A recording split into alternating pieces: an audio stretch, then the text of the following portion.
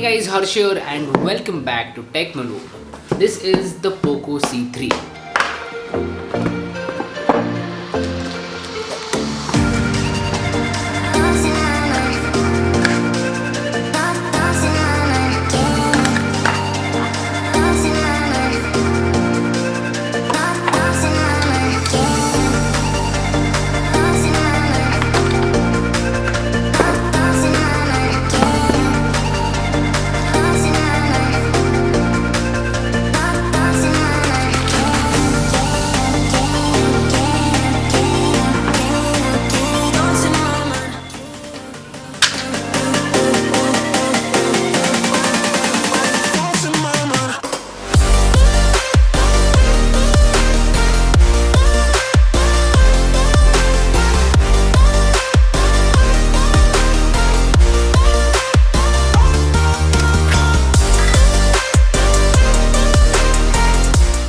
Don't forget to drink your water. Hashtag stay hydrated. Hashtag chai is love.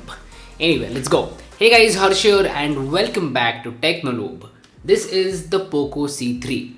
I've been using it for a couple of days and trust me, it feels awesome to say that for the first time ever.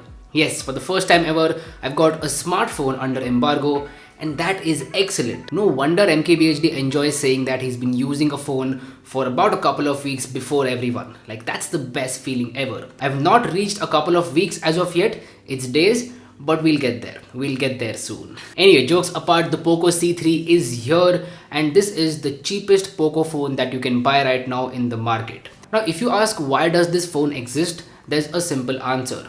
Poco wants to expand its portfolio and they want to have a phone in each price bracket.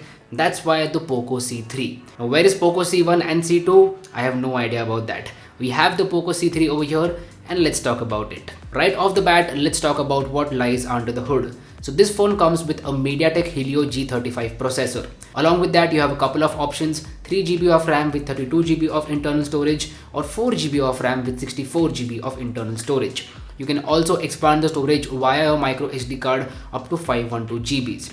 Apart from that, there's a 5000 mAh battery. Now one big downside for me with this phone is the micro USB port. We are living in 2020 and micro USB should not be used. I thought that USB Type-C will be everywhere by 2019, but we are in 2020 and smartphones are launching with micro USB port, so that's not a good thing.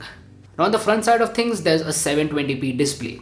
I don't mind the 720p display because at this price point, giving a 1080p display is near to impossible in today's scenario where all the components are getting expensive and our government is increasing the import duties. So it's okay that it comes with a 720p display. But 720p aside, the display quality does seem really good. Good viewing angles, the colors are good, and overall I did not face any issues with the display as far as my first impressions go. One thing that I absolutely love about this phone is the in-hand feel. Despite of having a 5000 mAh battery, it does not feel heavy in the hand and the overall form factor of the phone is also very good. So the in-hand feel is excellent. When it comes to the build quality, it comes with a plastic back panel and I do not mind that at all. 99% of the people anyway use a case with their smartphones, and if there's a glass back panel and it breaks, it is very expensive to replace that. So I do not mind plastic at all. I really like the design language over here, especially this dual tone color. It looks really unique and in this price point, I've not seen any other phone doing this, like dual tone colors. Also, the Poco branding is minimal just below the camera module and it does look pretty and minimal. Alright, now let's talk about one of the main things in any smartphone and that is them cameras. So on the rear side, you get a triple camera setup. Yes, a triple camera setup for a starting price of Rs 7,500. But wait a minute, there's always a but. Two cameras out of these three cameras are literally useless. So there is a 13 megapixel main camera, a 2 megapixel macro camera, and a 2 megapixel depth sensor. As I said, the 2 megapixel macro and depth sensors are literally useless and I would rather have a good primary camera, like a single good primary camera instead of three cameras. You guys let me know your thoughts about this in the comment section down below. Now as far as my first impressions go, the rear camera does perform decent enough when you give it a lot of light. So in terms of daylighting conditions, it does manage to capture pretty good images for the price point. But as soon as you move towards low lighting conditions and artificial lighting conditions, it literally suffers and the experience is not that good. So as I said, I would rather have a good single camera rather than having 3 average cameras. Now on the front side of things, there's a 5 megapixel shooter and the selfie camera is straight up bad. Like, I did not like the selfie camera, but at this price point I cannot complain much because the other things on this phone are really good. On the software side of things, this phone comes with MIUI 12 out of the box and that is excellent. As expected, this phone does come with a lot of bloatware and you can remove that bloatware.